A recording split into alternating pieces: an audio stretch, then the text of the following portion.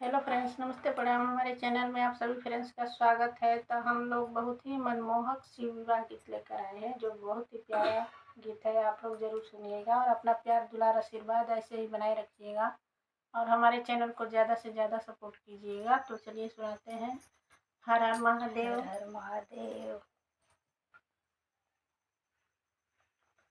भोले बाबा चलले चूड़िया बेचे, चूड़ी हरवा बनिके। भोले बाबा चलले चूड़िया बेचे, चूड़ी हरवा बनके। आवा आवा गौरा रानी, चूड़िया बाटे असमानी।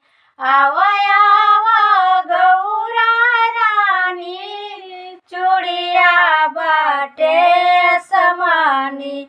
अब नाई चूड़िया बेचे, चूड़ी हरवा बनिके।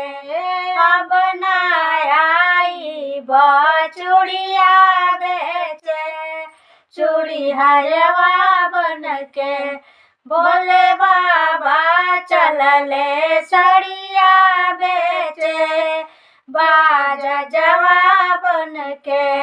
भोले बाबा चलले सड़िया बेचे, बाजा जवा बनके।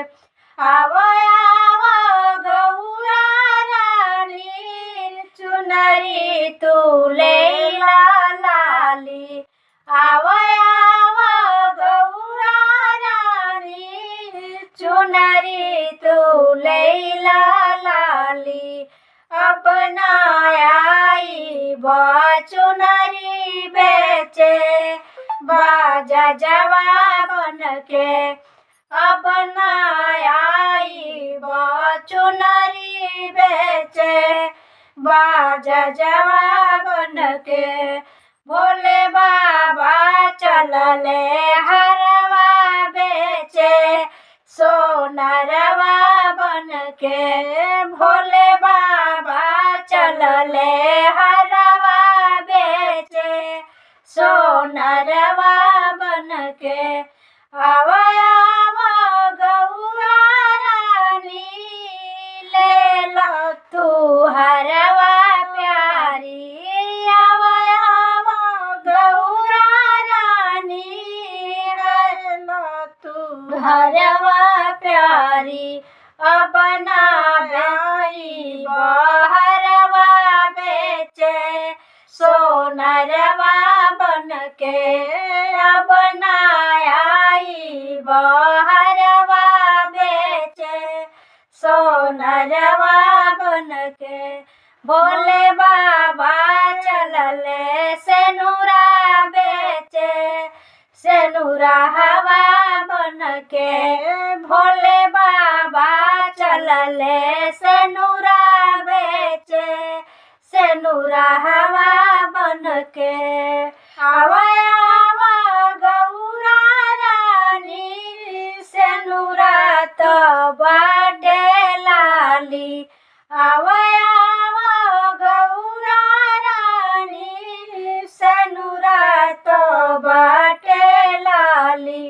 अब नाई सेनुरा बेचे, सेनुरा हवा बनके।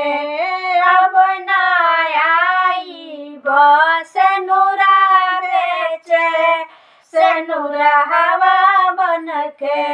भोले बाबा चलले चूड़िया बेचे, चूड़िया रवा बनके। भोले बाबा चलले चूड़िया बेचे, चूड़ी हरवा